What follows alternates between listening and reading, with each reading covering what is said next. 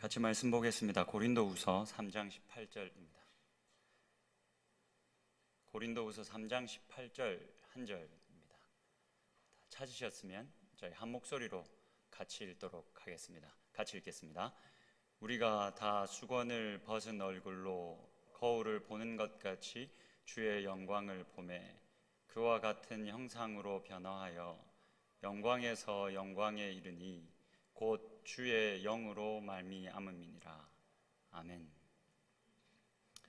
오늘은 저희가 오후 예배 겸 또 셀리더 세미나로 이렇게 함께 모였습니다. 이 시간을 통해서 저희들이 다시 한 번 더 저희들의 신앙을 점검하고 저희들의 사명을 점검하는 시간이 되면 좋겠습니다. 코로나 중에도 많은 리더분들 나와주셔서 감사하고 또 함께 참여하신 성도님들도 같이 은혜를 나누는 시간이 되면 좋겠습니다. 앞으로 이제 제가 천천히 이제 소개를 하겠지만 한 달에 한 번씩 저희들이 이 오후 예배 시간을 빌어서 셀리더 세미나를 가지려고 합니다. 오늘이 그 첫 시간이고요. 4월 달에는 언제 하게 될지 아직 스케줄이 잡혀 있지 않지만 네 번의 강의를 통해서 저희들이 함께 그리스도인으로서의 삶과 사역에 관한 세미나를 같이 한다라고 여러분들이 생각해 주시면 감사하겠습니다. 오늘 그 첫 번째 시간이고요. 제가 오늘 이 세미나 시작하면서 두 교회의 이야기를 먼저 좀 들려드리겠습니다. 두 교회의 이야기인데 여러분들이 이 이야기를 들으시면서 이 두 교회 가운데 어떤 공통점이 좀 있는지 여러분들이 한번 그걸 이렇게 주의 깊게 들으시면서 한번 찾아보시면 좋겠습니다. 첫 번째 교회 이야기입니다. 이 교회는 굉장히 크고 또 우리들에게도 어떻게 보면 잘 알려진 교회입니다. 이 교회 담임 목사님이 그 교회의 개척 멤버이기도 한 이 교회의 핵심 멤버 중에 한 분이 갑작스럽게 심장마비가 왔다는 소식을 전해 들었습니다. 그래서 주일 예배를 모두 마치고 급하게 병원을 찾아갔습니다. 핵심 멤버였기 때문에. 사실 이 담임 목사님은 수년 전에 이미 성도들의 숫자가 많아지면서 이 병원 신방을 중단하신 상태였습니다. 근데 이분은 특별히 이제 교회 핵심 멤버였고 또 이렇게 처음부터 함께 교회를 세워 오신 분이었기 때문에 시간을 내서 찾아가셨습니다. 찾아갔는데 난관에 부딪히셨습니다. 이 간호사가 들여보내주지를 않는 겁니다. 이 목사님을.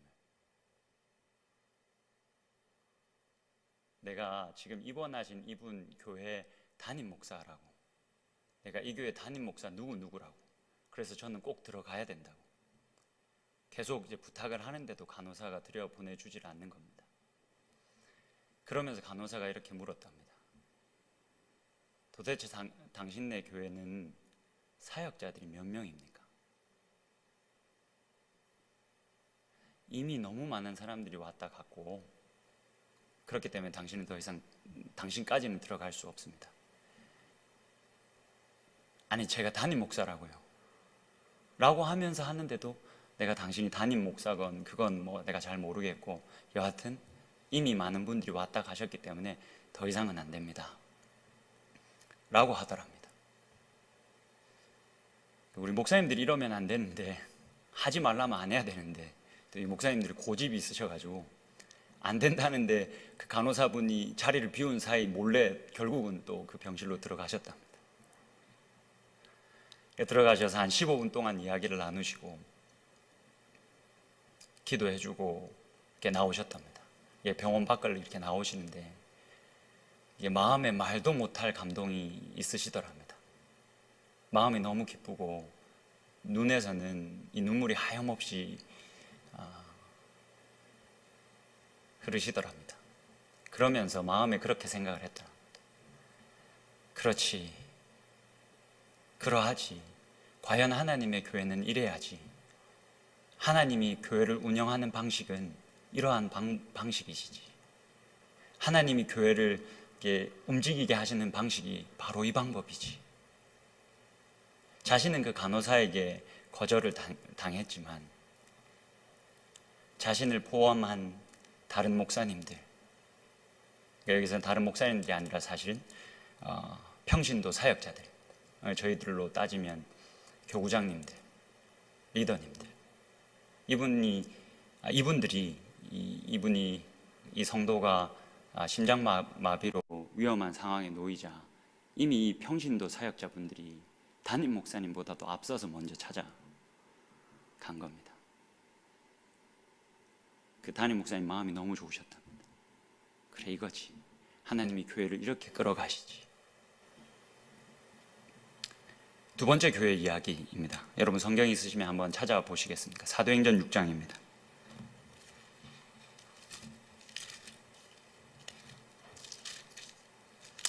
사도행전 6장 1절을 같이 한번 보시겠습니다.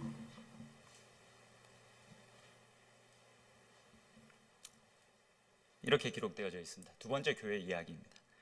그때 제자가 더 많아졌는데 헬라파 유대인들이 자기의 가부들이 매일의 구제에 빠짐으로 히브리파 사람을 원망하니, 이 교회에 제자들이 점점 더 많아졌습니다. 그러니까 생각했던 것 이상으로 사람들이 많아져 버렸습니다. 사람이 많아져서 문제가 하나 발생했습니다. 헬라파 쪽에 있는 고아와 가부들, 특히 이제 이 과부들이 구제의 대상에서 계속 빠지게 되는 겁니다. 교회에서 계속 실수를 하게 되는 겁니다. 이때는 예수님의 말씀이 생생히 살아있을 때입니다. 예수님이 교회들에게 말씀하셨죠. 내 이웃을 내 몸과 같이 사랑하라. 이게 두 번째 계명이다. 이거보다 더 큰 계명이 없다. 근데 이 교회가 사람이 많아지니까 문제가 생기는 겁니다. 헬라파 쪽에 있는 고아와 가부들이 구제에서 계속 빠지는 겁니다. 그런 실수가 교회에서 계속 일어나는 겁니다. 그래서 2절입니다. 12사도가 우리 시대의 언어로 하면 풀타임 사역자들이죠. 지금 풀타임 사역자인 12사도가 모든 제자들, 모든 성도들을 불러 모았습니다. 그리고 이렇게 이야기합니다. 우리가 하나님의 말씀을 제쳐놓고 접대를 일삼는 것이 마땅하지 아니하니. 요즘 이 접대라는 말이 부정적인 어감으로 한국에서는 많이 쓰이고 있어서 좀 그렇지만, 이런 봉사, 섬기는 일, 구제하는 일 계속하는 것이 마땅하지 아니하다라고 말하면서 3절 보시면, 형제들아 너희 가운데서 성령과 지혜가 충만하여 칭찬받는 사람 7을 택하자. 우리가 이 일을 그들에게 맡기겠다. 우리가 다 할 수 없으니까 7 집사님들을 우리가 뽑고 세우고 그분들이 이 일들을 하게 우리가 우리의 사역을 나누자. 4절입니다. 우리는 오로지 기도하는 일과 말씀 사역에 힘쓰리라 하니. 5절이 중요합니다. 그렇게 사역을 나눴더니 어떤 일이 교회 안에 있었냐면 5절입니다. 온 무리가 이 말을 기뻐하였다. 이 풀타임 사역자들이 자신의 사역들을 나누고 집사님들로 하여금 교회 여러 사역들을 하게 하는, 그렇게 평신도 사역자들로 세웠더니 이 교회의 온 무리가 기뻐하였다라고 기록합니다. 그로 인해서 스데반, 빌립, 프로고로, 니가노르, 디몬, 바메나, 니골라까지 7명의 집사님들이 세워졌습니다. 6절을 보시면 사도들 앞에 세우니 사도들이 기도하고 그들에게 안수하니라. 7절이 중요합니다. 7절 다 같이 한 번만 읽어보면 좋겠습니다. 같이 읽겠습니다. 시작.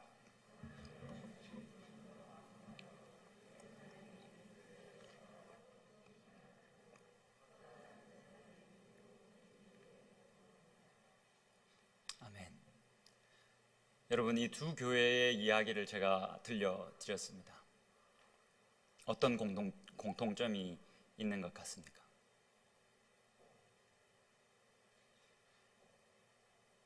평신도 사역자들의 역할, 그들이 교회 안에서 사역자로서 기능하고 그렇게 교회를 더 건강한 공동체로 만들어갔다라는 공통점이 있습니다. 여러분 혹시 짐작하셨을지 모르겠는데, 제가 첫 번째 들려드린 그 교회의 이야기, 그 어떤 교회인지 여러분 혹시 아십니까?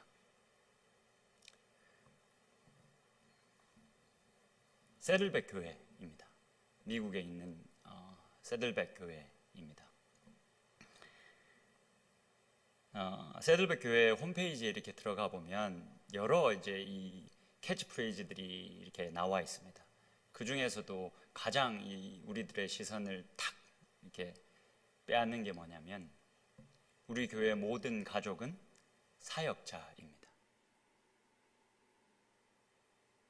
우리 교회 모든 가족은 사역자입니다. 이 말은 모든 그리스도인은 하나님의 사역자이어야 합니다. 교구장, 리더, 만나봉사 사역 이분들뿐만이 아니라 그리스도인이 되었다면 당연히 우리는 사역자이어야 합니다. 라는 이야기입니다.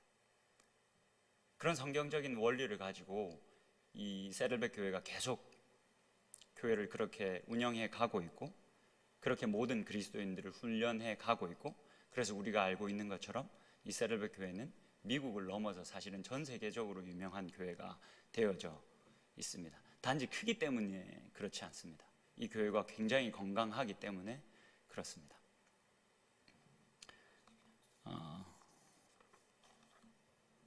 여러분,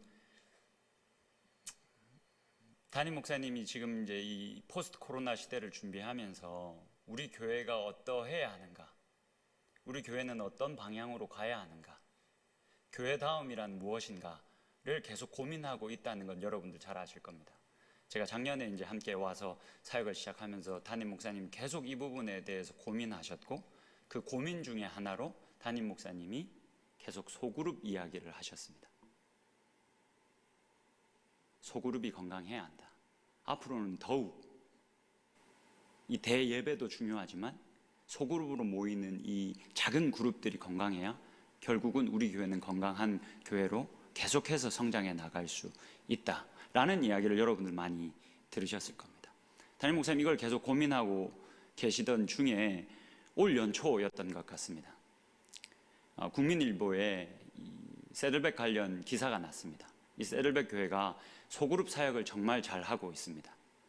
그리고 이 소그룹 사역을 오랫동안 굉장히 잘 해왔고 그런 자료들이 잘 이제 축적이 됐고 이것들을 이미 오래 전부터 전 세계를 향해서 전 세계에 있는 교회를 향해서 이 좋은 것들을 나누기 위한 사역들을 계속해 오고 있습니다.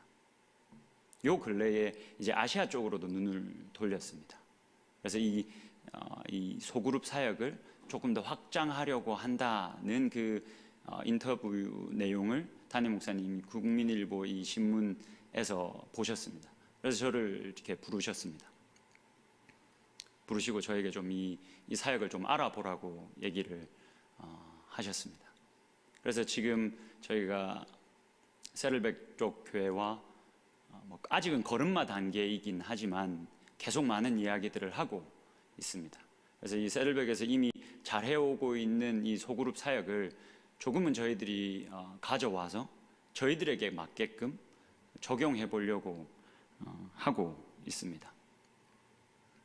그래서 오늘 저희가 함께하는 이 클래스 101 이 과정, 101에서부터 401까지의 과정이 있는데 이 모든 것이 사실은 세들백에서 다 갖고 온 자료들입니다.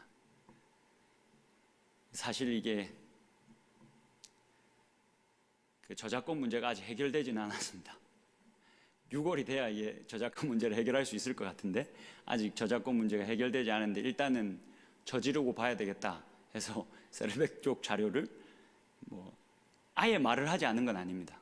저희가 좀 사용하겠다라고 이제 일부의 스태프들에게 말을 해놓은 상태고 아마 이 저작권 문제를 한 6월 달쯤 되면 해결할 수 있을 것 같은데 계속해서 이제 이 세들백 쪽과 연계해서 그들이 이제 풍성히 가지고 있는 자료들을 한국식화해서 혹은 서울은연화해서 저희들이 좋은 것들은 취하고 도움되지 않는 것들은 이제 그냥 흘러가게 하고 하는 일들을 저희들이 하려고 합니다. 이 사역들을 저희가 이제 걸음마 단계이긴 하지만 계속해 나갈 건데 여기서 중요한 것은 저희가 어떤 세들백 교회가 가지고 있는 구조를 가지고 오려고 하는 건 아니라는 겁니다.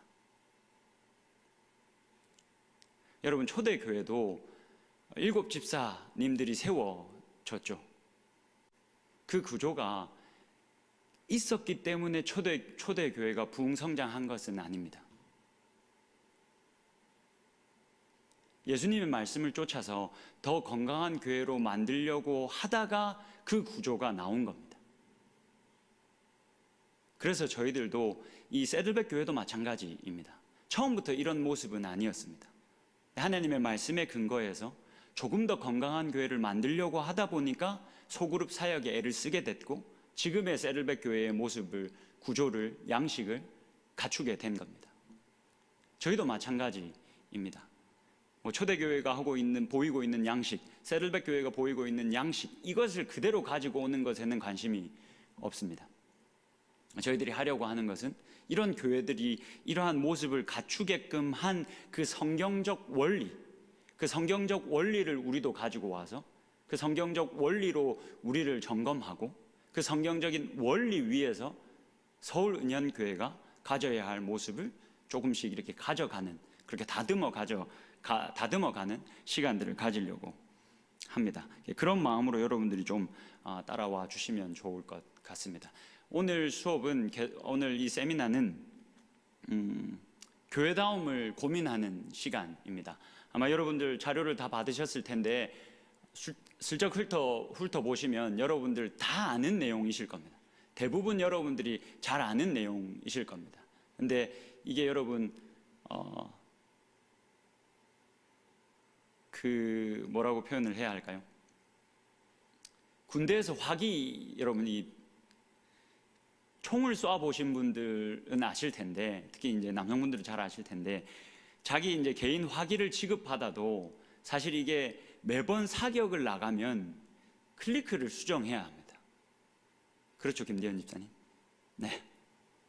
이게 항상 내 몸에 맞춰놓은 화기지만 한 달 지나서 또 사격을 나가면 늘 이게 방향이 잘못 맞아져 있습니다. 그래서 실제 사격 시작하기 전에 클리크 수정 사격을 먼저 합니다. 다시 한 번 더 내 몸에 맞추고 이런 작업들을 먼저 합니다. 여러분, 시대가 계속 흐르고 이 시대가 흐름과 동시에 신학도 계속해서 발전합니다. 그래서 우리는 지금 이 시대에 우리는 교회다운 교회를 섬기고 있는가, 혹은 우리가 교회로서 나는 교회답게, 하나님께서 기대하시는 그런 교회답게 살고 있는가에 대한 고민이 계속되어져야 합니다. 그래서 우리가 흔히 말하는 이런 클리크 수정이 필요합니다. 여러분 대부분 아시는 내용이지만 다시 한 번 더 이 내용들을 쭉 살펴보면서 어떤 클리크 수정이 좀 나에게 되어야 하는지에 초점을 맞추셔서 함께 볼 수 있으면 좋겠습니다. 여러분 일단 이 과정을 제가 좀 간단히 설명드리겠습니다. 클래스라는 세미나입니다. 그리스도인의 삶과 사역을 위한 세미나라고 생각하시면 되고, 이 영어 표현의 앞글자만 따서 클래스라고 부릅니다. 이 과정이 101에서부터 401까지 있습니다. 저희는 이제 한 달에 한 번씩 모여서 이 과정을 하려고 합니다. 오늘은 101, 클래스 101 이 과정을 우리가 함께 하려고 합니다. 101 제가 나눠드린 이 자료의 첫 번째 장 보시면 클래스 101이라고 있습니다. 그리스도 안에 있는 가족 발견하기. 제가 읽어드리겠습니다. 이 과정은 교회란 누구이며 어떤 존재인지를 소개하는 것으로 시작합니다. 당신은 이 강의를 통해 당신의 인생을 위한 하나님의 5가지의 목적에 대해서 배웁니다. 우리 인생을 향한, 여러분들을 향한, 서울은현교회가 아니라 여러분 각자를 향한 하나님의 5가지의 목적에 대해서 배웁니다. 하나님의 5가지의 목적이 왜 당신의 인생에 필요한지, 또 어떻게 그 목적을 실현할 수 있는지에 대해서 듣게 됩니다. 강의 끝에는 소그룹 서약서를 작성하고 사인함으로 소그룹 멤버십에 가입합니다. 오늘 여러분들 주보 삽지에 다 되어져 있었던 소그룹 서약서 다들 가지고 계시죠? 오늘 이 과정을 다 마치고 나면 담임 목사님 직접 좀 나오셔서 이 소그룹 서약서를 같이 읽고 또 이 내용에 같이 사인하는 시간도 저희들이 가지려고 합니다. 자, 여러분 한 장 넘기셔서 함께 보도록 하겠습니다. 첫 번째, 모든 것에 대한 이유입니다. 여러분, 이게 1번부터 10번까지 있는데 이게 이제 사실은 쉽게 보면 1번에서부터 2번까지는 신학적 용어를 써보겠습니다. 신론을 다루고 3번에서부터 6번까지는 교회론을 다루고 7번에서부터 8번까지는 구원론에 대해서 다루고 9번과 10번은 종말론에 대해서 다룹니다. 그러니까 성경 전반적으로 우리가 기본적으로 알아야 될 내용들을 굉장히 쉽게 요약해 놓은 부분들입니다. 이게 신론, 구원론 이건 아실 필요 없이 이 1번부터 10번까지는 우리 그리스도인들의 삶과 사역의 근간이 되는 하나님의 말씀입니다. 그 부분을 정리해 놓은 것인데 이것들을 우리가 하나씩 좀 보면서 살펴보면 좋겠습니다. 자, 1번입니다. 모든 것이 하나님으로부터 시작되었다. 자, 마지막 세 번째 성경 구절 보시면 만물이 그에게서 나고 그로 말미암아 있고 그를 위하여 있습니다. 그에게 영광이 세세에 있기를 빕니다. 아멘. 여러분, 이거 제가 세번역 성경을 좀 가져다 썼습니다. 이게 이제 그 셀백에서 나오는 자료를 보면 이 성경의 구절들을 아주 다양한 영어 버전의 성경들을 사용했습니다. 가장 원어에 적합하고 가장 그 전하고자 하는 뜻을 잘 드러내는 영어 성경 번역본을 여러 가지를 두고 선택했습니다. 근데 사실 여러분들 아시겠지만 한국에는 아직 이 여러 버전의 번역 성경이 없습니다. 저희들은 주로 개역 개정만 보죠. 그게 사실은 이 기독교 역사를 오래 기간 동안 가진 이 서구 쪽 나라와 그러지 못한 나라의 어쩔 수 없는 차이입니다. 그래서 제가 새 번역은 여러분 어떻게 보면 조금 더 저희들이 읽기 쉽게, 그리고 또 어느 부분은 원어에 더 가깝게 잘 번역되어져 있는 부분이 있어서 제가 여기서 개역 개정도 썼지만 새 번역도 많이 사용했습니다. 그래서 여러분들 요거를 참고하시고 새 번역도 여러분들의 이해를 위해서 사용한 것이니까 그렇게 이해해 주시면 좋겠습니다. 모든 것이 하나님으로부터 시작되었다. 그리고 만물이 그에게서 나오고 그로 말미암아 있고 그를 위하여 있다. 여러분, 모든 피조물이 좀 지나친 표현 같지만 하나님을 위해 있습니다. 하나님이 여러분들을 각각 독특하게 빚어 만드셨습니다. 그렇게 만드셨는데 여러분들을 만드신 이유가 하나님을 위해서 만드셨습니다. 그렇다면 이 말은 여러분들이 각각의 교회된 여러분들이 우리를 만드신 하나님을 위해서 해야 할 일이 반드시 있다라는 말입니다. 내가 먹고 살고 내 가족을 부양하고 그것만을 위해서가 아니라 나를 만드신 창조자를 위해서, 창조주를 위해서 내가 해야 될 일이 분명히 있다라는 사실이 성경에 명확히 기록되어져 있습니다. 그게 그를 위하여 있다. 모든 피조물들이 그를 위하여 있다라는 말의 의미입니다. 두 번째로 넘어가 보겠습니다. 하나님은 사랑이시라. 이거 여러분 저희들에게 너무나도 익숙한 문구인데요.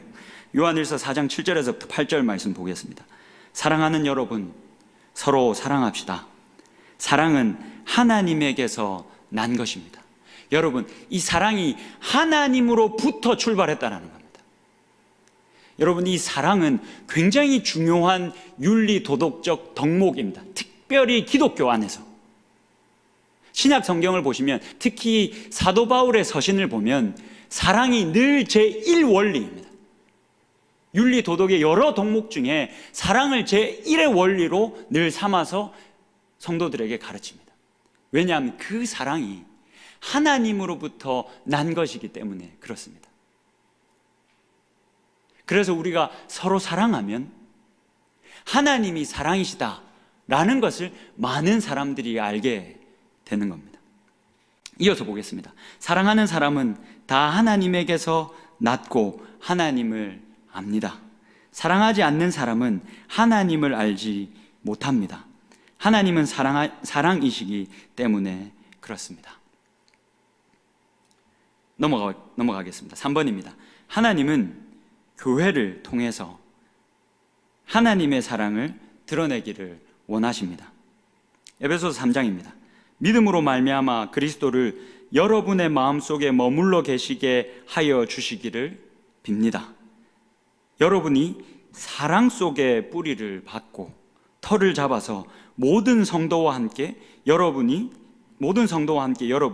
그리스도의 사랑의 너비와 길이와 높이와 깊이가 어떠한지를 깨달을 수 있게 되고 지식을 초월하는 그리스도의 사랑을 알게 되기를 빕니다. 그리하여 하나님의 온갖 충만하심으로 여러분이 충만하여지기를 바랍니다. 지금 바울이 뭘 기도하고 있습니까? 하나님의 온갖 충만하심, 그 사랑으로 하나님의 자녀된 여러분들이 그 사랑으로 충만해지기를 원합니다. 그 사랑으로 충만해진 존재를 우리는 그리스도인 하나님의 자녀라고 부르는 겁니다. 넘어가서 4번, 교회는 하나님의 가족입니다. 디모데전서 3장입니다. 만일 내가 늦어지더라도 하나님의 가족 가운데서 사람이 어떻게 처신해야 하는지를 그대가 알게 하려는 것입니다. 이 가족은 살아계신 하나님의 교회요, 진리의 기둥과 터입니다. 이 교회가 하나님의 가족이라고 이야기합니다. 그리고 그 하나님의 가족된 그 교회는 진리의 기둥과 터다. 여러분, 이 말이 무슨 말입니까? 진리라는 이 단어는 감추어졌던 것이 드러났다라는 뜻을 가진 어원을 가지고 있습니다. 감추어졌다가 드러나신 분이 누구십니까? 예수 그리스도이십니다.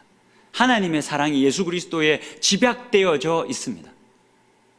교회는 그런 그 진리의 기둥과 터다.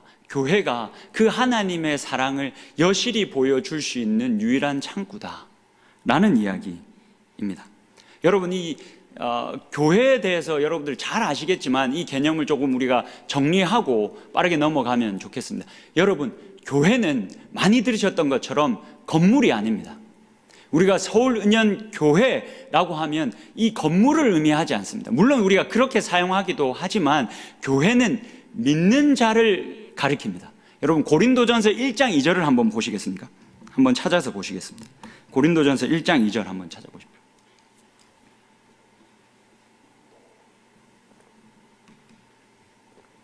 이렇게 기록되어져 있습니다.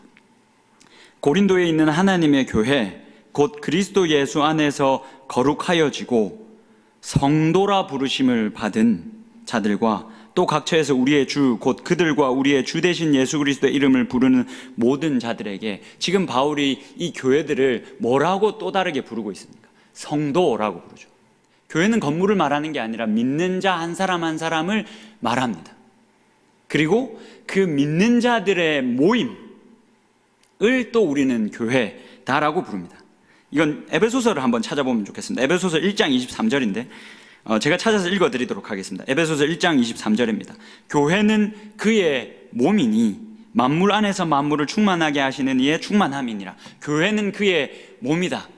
교회는 믿는 자 한 사람 한 사람, 성도를 의미하기도 하지만 그 성도들의 모임을 우리가 교회다라고 부르기도 합니다. 이 교회가 건물이 아니라 믿는 자 한 사람 한 사람, 그리고 믿는 자들의 모임, 그리고 우리는 이 서울은연교회라고 부를 때 우리가 서울은연이라는 이 이름 안에 모인 이 이름 아래에서 모인 믿는 자들의 모임이다 라고 여러분들이 생각을 하시면 됩니다. 그게 교회가 가지는 의미입니다.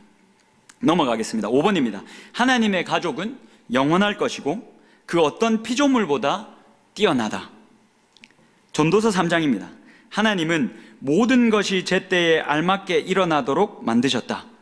더욱이 하나님은 사람들에게 과거와 미래를 생각하는 감각을 주셨다. 특권이죠. 다른 어떤 피조물도 감히 어떤 과거와 현재와 미래를 생각하거나 가늠하거나 할 수 있는 능력이 없습니다. 인간들에게만, 사람들에게만, 성도들에게만 하나님께서 주신 특권입니다. 그러나 사람은 하나님이 하신 일을 처음부터 끝까지 다 깨닫지는 못하게 하셨다. 그 어떤 피조물보다 뛰어나게 하셨지만 분명한 한계를 주셨다. 하나님의 그 모든 뜻을 다 알지는 못하게 하셨다 라고 전도서는 이야기하고 있습니다.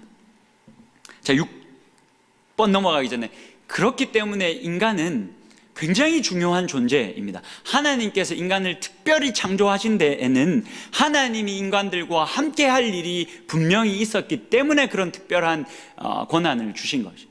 먼저는 하나님과 사랑을 나누는 것이고, 이후로는 하나님과 함께 사역하는 것, 그것을 위해 인간들에게 특별한 권한을 주셨습니다. 그렇게 특별히 인간을 창조하셨습니다. 자, 6번입니다.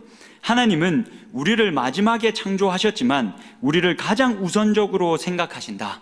하나님은 온 우주를 그의 가족을 위해 창조하셨다. 여러분, 이거 우리가 잘 알고 있는 것처럼 우리가 마지막 날에 6번째 날에 인간을 창조하셨지만, 이 인간을 창조하기 위해서 모든 것을 다 창조하신 다음에 인간을 창조하셨죠. 가장 마지막에 창조하셨지만 가장 제일 으뜸으로 생각하셨다라는 말입니다.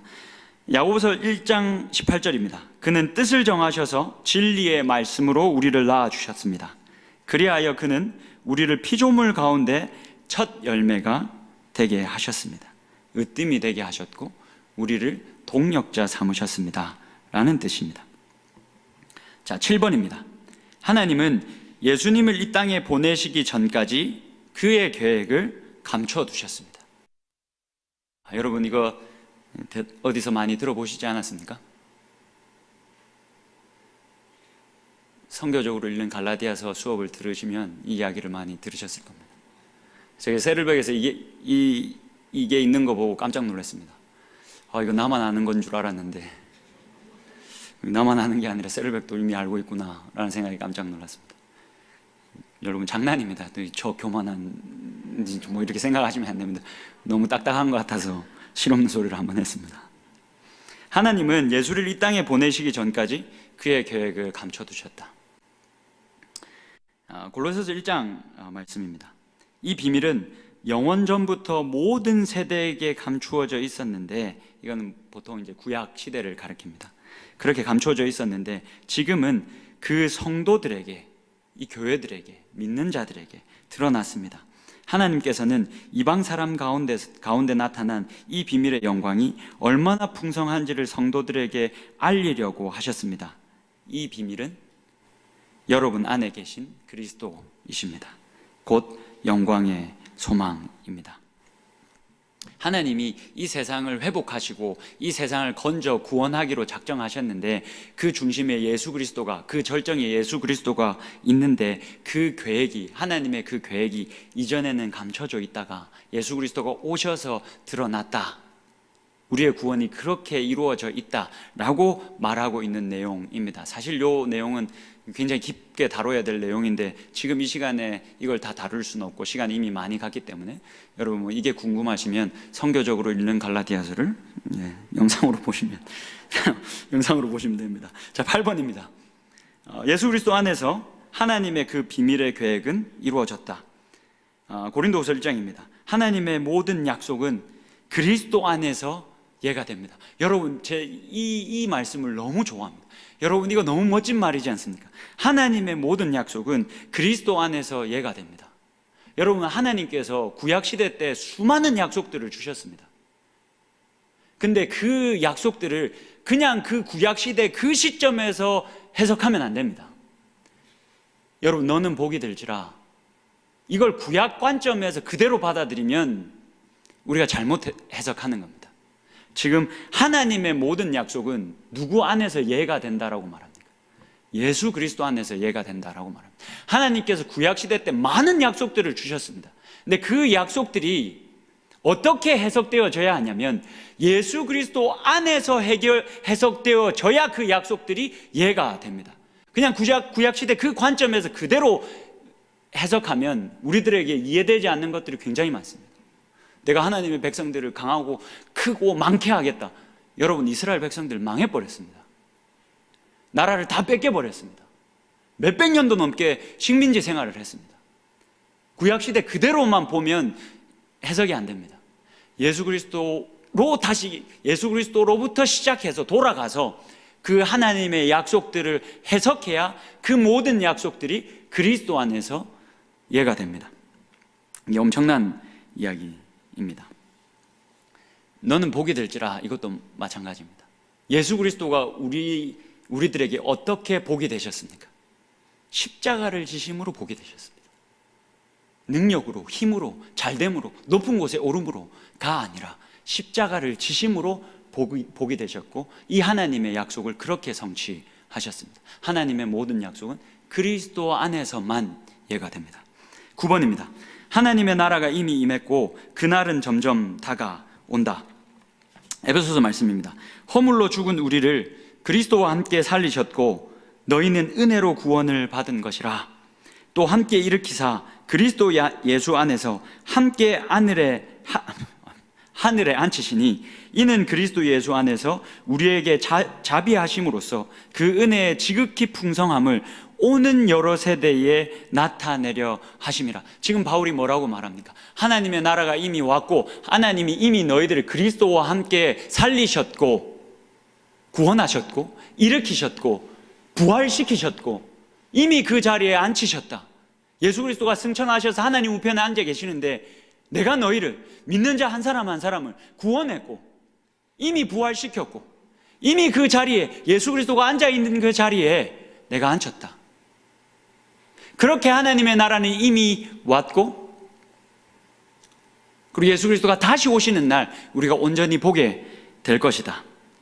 그리고 이렇게 하나님 나라가 이미 왔음을, 그렇게 부활의 몸을 이미 입은 너희들을 통해서 오는 여러 세대에 내가 나타내려 한다. 계속해서 하나님 나라가 이미 와 있음을, 이 깨어진 땅에 하나님 나라가 이미 와 있음을 믿는 자 한 사람 한 사람을 통해서 오는 여러 세대에 계속해서 내가 나타내려 한다라고 성경은 기록되어져 있습니다. 여러분, 오늘 저희가 시작하면서 함께 읽었던 말씀을 한 번만 더 보시겠습니까? 고린도 후서 3장 18절입니다. 여러분, 고린도 후서 3장 18절 한 번만 여러분 같이 보시겠습니까? 우리가 다 수건을 벗은 얼굴로 거울을 보는 것 같이 주의 영광을 본다. 하나님 나라가 왔지만 아직 완전히 임한 것은 아니다. 그렇기 때문에 지금 우리가 보는 영광은 약간 거울을 보는 것처럼, 그 당시에 거울은 동으로 만들어졌으니까 지금처럼 보면 막 모공이 보이고 막 여드름이 보이고 이런 정도의 수준이 아닙니다. 희미하게 보이는 겁니다. 지금 하나님 나라가 왔지만 완전히 임한 것은 아니기 때문에 우리가 희미하게나마 그 영광을 본다. 근데 이어서 이 말씀 한번 보십시오. 거울을 보는 것 같이 주의 영광을 보매 그와 같은 형상으로 변화하여, 다음이 중요합니다. 영광에서 영광에 이른다. 여러분, 지금 우리가 별 볼 일 없는 모습으로 있다가 나중에 천국 가면 영광을 취하는 게 아니라, 영광에 이르는 게 아니라, 지금 바울이 뭐라고 말합니까? 성경이 뭐라고 말합니까? 이미 하나님의 나라가 왔고 우리는 이미 영광 중에 있다. 그래서 이 영광에서 영광으로 이른다 라고 이야기합니다. 이게 하나님 나라가 이미 왔다라는 성경의 선포입니다. 그래서 그렇게 하나님 나라가 왔기 때문에 하나님 나라가 이미 왔고 이미 우리가 영광의 옷을 입고 있다라고 믿고 살아가고 있는 자들은 어떻게 해야 되냐면 요한 1서 3장입니다. 사랑하는 여러분, 이제 우리는 하나님의 자녀입니다. 앞으로 우리가 어떻게 될지는 아직 밝혀지지 않았습니다만 그리스도께서 나타나시면 우리도 그와 같이 될 것임을 압니다. 그때에 우리가 그를 참모습대로 뵙게 될 것이기 때문입니다. 그에게 이런 소망을 두는 사람은 누구나 그가 깨끗하신 것과 같이 자기를 깨끗하게 합니다. 이런 소망을 가진 자들은 계속해서 그리스도가 깨끗하신 것처럼 그렇게 깨끗하게 살아가는 겁니다. 마지막 10번입니다. 우리의 사명은 이 땅에서의 하나님 나라를 실현하며 사는 것입니다. 이건 제가 방금 충분히 얘기했기 때문에 넘어가도록 하겠습니다. 넘어가서 당신의 인생을 향한 하나님의 5가지 목적, 그리고 당신에게, 여러분 한 사람 한 사람에게 하나님께서 기대하시는 하나님의 목적, 그리고 여러분들에게 교회가 필요한 이유입니다. 1번입니다. 하나님은 당신을 통해 기뻐하기를 원하십니다. 여러분들의 인생을 통해서 하나님이 기뻐하기를 원하십니다. 시편 149편 한번 보겠습니다. 이게 사실은 여러분 그냥 기록되어져 있는 것 같지만 엄청난 예언입니다. 구약 시대에 있는 엄청난 예언입니다. 주님께서 당신의 백성을 보시고 기뻐하십니다. 여러분 한 사람 한 사람 하나님의 사람들을 두고 기뻐하십니다. 제가 말씀드린 놀라운 예언이라는 말은 그 다음 구절입니다. 눌림받는 약한 사람에게 승리의 영광을 안겨주신다. 이 시편자들도 다 알지 못하고 예언했을 겁니다. 이 그리스도를 향한 예언이죠.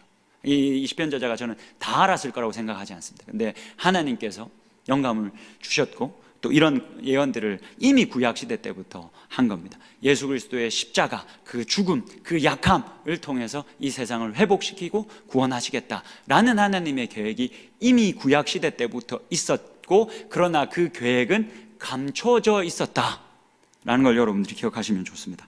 마태복음 22장도 한번 보시죠. 예수께서 이르시되 내 마음을 다하고 목숨을 다하고 뜻을 다하여 주 너의 하나님을 사랑하라 하셨으니 이것이 크고 첫째 되는 계명이다. 예수님이 우리들에게 하신 말씀입니다. 하나님이 너희들을 기뻐하신다. 하나님이 너희들을 참으로 사랑하신다. 하나님이 너희들 믿는 자 한 사람 한 사람과 교제하고 싶어 하신다. 그렇기 때문에 내가 너희들에게 첫 번째 계명을 준다. 하나님을 사랑하라 라고 이야기하시는 겁니다. 밑에 이제 제가 굵은 표시한 부분 보시면 당신의 인생을 향한 하나님의 첫 번째 목적입니다. 하나님을 알고 하나님을 사랑하는 것. 여러분들의 인생을 향한 하나님의 첫 번째 목적입니다. 하나님을 알고 그분을 사랑하는 것. 성경은 이것을 예배라고 부릅니다. 두 번째입니다. 하나님은 당신이 하나님과 연합한 가족이 되기를 원하십니다. 이게 엄청난 축복입니다. 여러분, 하나님은 여러분들이 그냥 하나님의 가족 되기를 원하시는 게 아니라 하나님과 연합한, 예수 그리스도와 한 몸 된 가족 되기를 하나님이 기대하십니다. 에베소서 1장 보시죠. 하나님은 하나님의 기뻐하시는 뜻을 따라 예수 그리스도를 통하여 우리를 하나님의 자녀로 삼으시기로 예정하셨습니다. 이어서 계속 좀 보겠습니다. 하나님께서는 만물을 그리스도의 발 아래 굴복시키시고 그분을 만물 위의 교회의 머리로 삼으셨습니다. 교회는 그리스도의 몸입니다. 한 몸에 많은 지체가 있으나 그 지체들이 다 같은 일을 하는 것이 아닙니다. 이와 같이 우리도 여럿이지만 그리스도 안에서 한 몸을 이루고 있으며, 우리가 여럿인데 그리스도 안에서 한 몸으로 연합되어져 있다. 여러분, 참 신비하지 않습니까? 참으로 놀랍지 않습니까? 우리가 각자가 기능하지만, 그렇게 여러 지체들로 기능하지만 한 몸이 되었다라고 말합니다. 그리스도가 우리의 머리고 우리는 한 몸이 되었다. 그렇게 우리는 하나님과 연합한 가족이 되었다라고 이야기합니다. 마지막 고린도전서입니다. 몸은 하나이지만 많은 지체가 있습니다. 몸의 지체는 많지만 그들이 모두 한 몸이듯이 그리스도도 그러하십니다. 그리스도와 연합한 교회가 그러합니다. 우리는 유대 사람이든지 그리스 사람이든지 종이든지 자유인이든지 모든 한 성령으로 세례를 받아서 한 몸이 되었고 또 모두 한 성령으로 한 성령을 마시게 되었습니다. 몸은 하나의 지체로 되어 있는 것이 아니라 여러 지체로 되어 있습니다. 그러나 우리는 한 몸으로 연합되어져 있습니다. 당신의 인생을 향한 하나님의 두 번째 목적입니다. 가족을 나의 몸과 같이 사랑하는 것입니다. 나와 함께 그리스도의 몸을 이루고 있는 이 지체들, 그리스도 안에서 가족된 자들을 사랑하는 것입니다. 여러분, 예수님이 우리들에게 명령하셨습니다. 내 이웃을 내 몸과 같이 사랑하라. 그리고 요한서신을 보면 내 형제를 사랑하라. 너희들이 사랑하지 않으면 너희들 거짓말쟁이가 되고 하나님을 거짓말쟁이로 만드는 자가 된다라고 이야기합니다. 여기서 내 이웃은 제1차적으로 그리스도 안에서 가족된 믿는 자들을 향합니다.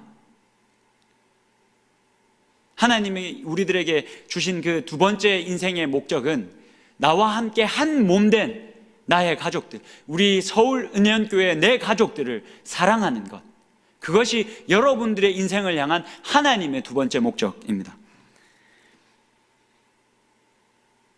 성경은 이것을 성도의 교제라고 부릅니다. 세 번째입니다. 하나님은 당신이 그리스도를 더 깊이 닮아가기를 원하십니다.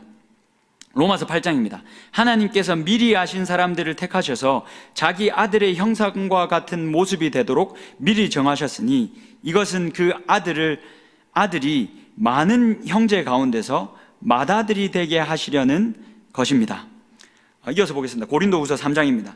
우리는 모두 너울을 벗어버리고 주님의 영광을 바라봅니다. 이렇게 해서 우리는 주님과 같은 모습으로 변화하여, 여러분, 이게 우리의 인생의 목적입니다.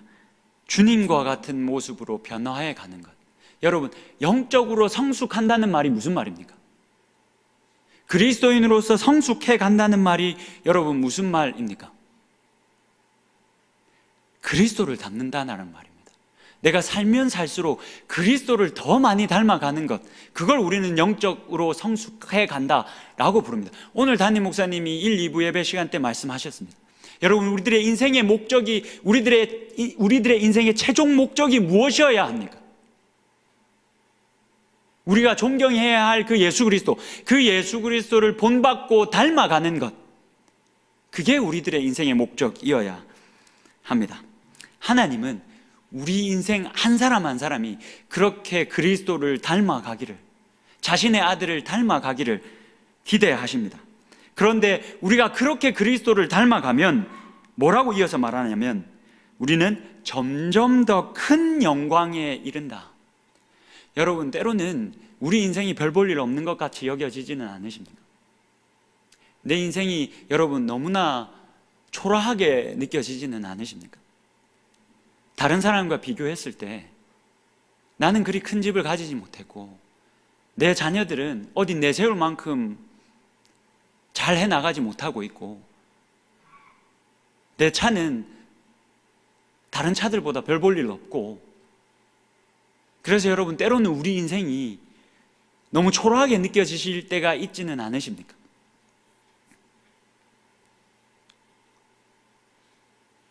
헛된 곳에서 우리가 영광을 구하고 있기 때문에 그렇습니다.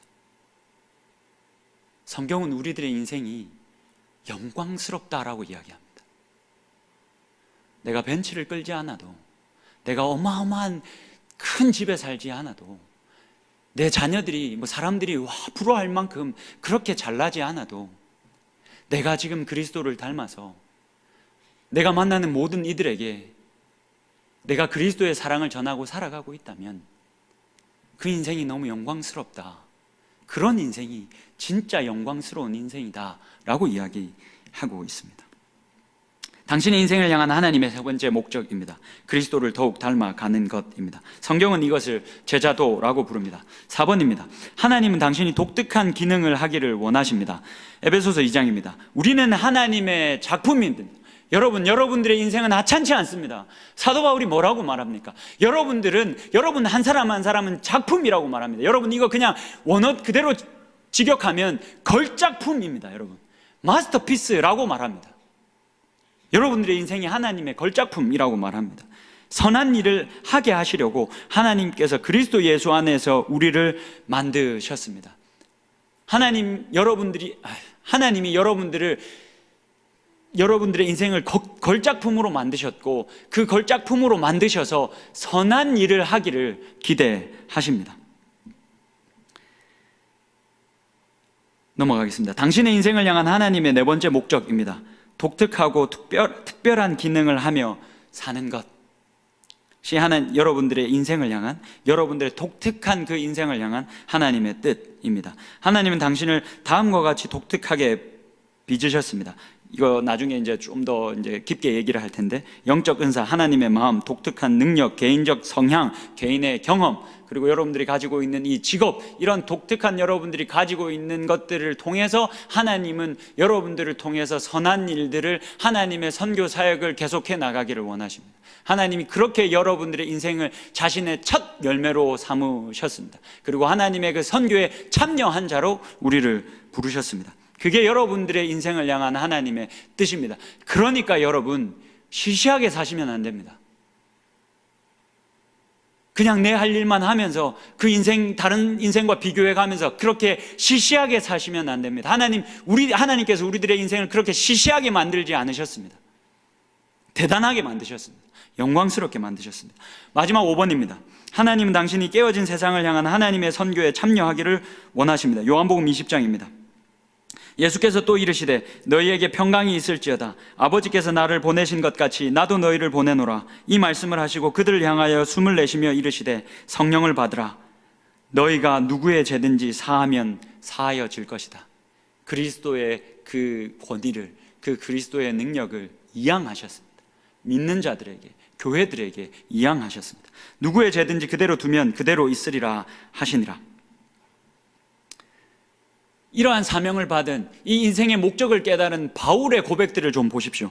그러나 내가 나의 달려갈 길을 다 달리고 주 예수께 받은 사명 곧 하나님의 은혜의 복음을 증언하는 일을 다하기만 하면 나는 내 목숨이 조금도 아깝지 않습니다. 나는 이제 너희를 위하여 받는 괴로움을 기뻐하고 그리스도의 남은 고난을 그의 몸된 교회를 위하여 내 육체에 채웁니다. 여러분, 바울의 인생이 어떻습니까? 시시하게 산 것 같습니까? 시시하게 살지 않았습니다. 영광스럽게 살았습니다. 그러면 이 영광스러운 인생이 바울에게만 주어졌습니까? 그렇지 않습니다. 여러분, 스데반 집사님과 빌립 집사님을 여러분 기억하십니까? 빌립 집사님이 어떻게 하셨습니까? 사도행전 8장을 보면 빌립 집사님이라고 하니까 이상한데, 하여튼 이 빌립이 에디오피아 내시를 찾아갑니다. 성령이 이끌려 찾아갑니다. 에디오피아 내시가 이사야서 53장을 읽고 있었던 것 같습니다. 빌립 집사님이 뭐라고 말합니까? 읽은 것을 깨닫느냐? 네가 지금 읽는 것을 깨닫습니까? 모르겠습니다.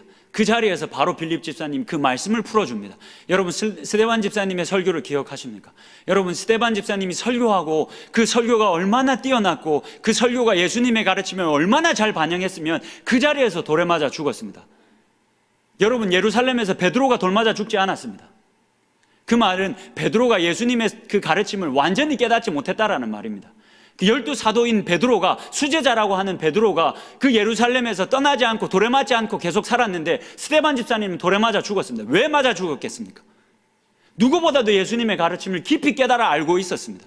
그래서 그 가르침을 따라 설교했더니 이 유대인들이 참을 수 없었던 겁니다. 그래서 스데반 집사님이 죽었습니다. 사도들이 죽지 않았습니다. 집사님이 죽었습니다. 당신의 인생을 향한 하나님의 5번째 목적입니다. 하나님의 선교에 참여하기를 기대하십니다.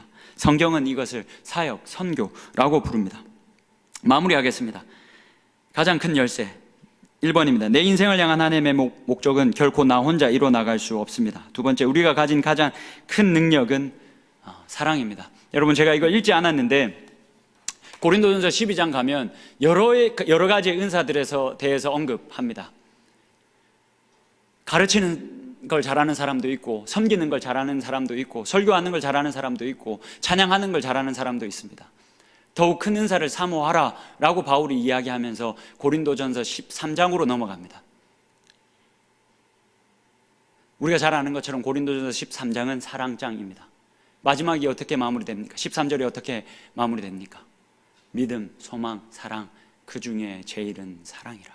사도 바울이 뭐 말하고 싶었던 것 같습니까? 여러 가지로 사역할 수 있습니다. 여러 가지로 우리가 부름을 받았고 독특한 기능대로 교회를 섬겨 나갈 수 있습니다. 중요한 것은 모든 사람이 사역자이어야 합니다. 나만 왜 이거 해야 돼?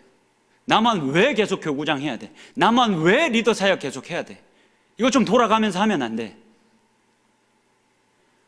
그냥 교회 와서 누릴 수 있는 거 다 누리면서 예배드리고 받을 수 있는 거 다 받으면서 누리는 저 사람들이 지혜로운 사람들이지 않을까? 그런 의심들이 여러분 우리들 마음 가운데 한 번씩 올라오지 않습니까? 여러분, 그렇지 않습니다. 하나님은 우리 모두를 사역자로 부르셨습니다. 여러분, 우리들의 인생을 하나님이 결코 그렇게 시시하게 부르지 않으셨습니다. 영광스러운 인생으로 부르셨고 그 하나님의 영광스러운 그 선교에 동참하도록 우리를 부르셨습니다. 그리고 우리들에게 능력을 주셨습니다. 사랑이라는 능력을 주셨습니다. 우리가 받은 그 달란트대로 우리가 사역하며 살아야 합니다. 그리스도인들의 마땅한 의무자 특권입니다. 그 기능을 해 살아가면서 무엇보다도 사랑으로 그 기능을 이루어내며 살아갈 수 있는 저와 여러분이 되었으면 좋겠습니다. 오늘 말씀을 기억하면서 같이 기도하고 마무리할 텐데요. 같이 오늘 함께 나누었던 말씀들을 시간이 많지 않아 제가 좀 빨리 진행했는데 여러분들 이거 좀 가지고 가셔서 다시 한 번 더 천천히 좀 읽어보시면 좋겠고요. 오늘 저희들이 같이 기도하고 담임 목사님 나오셔서 이 소그룹 사역서 소개해 주시고 같이 좀 결단하는 마음으로 또 이렇게 사인을 하는 시간을 가질 텐데요. 오늘 말씀을 기억하고 같이 기도하면 좋겠습니다.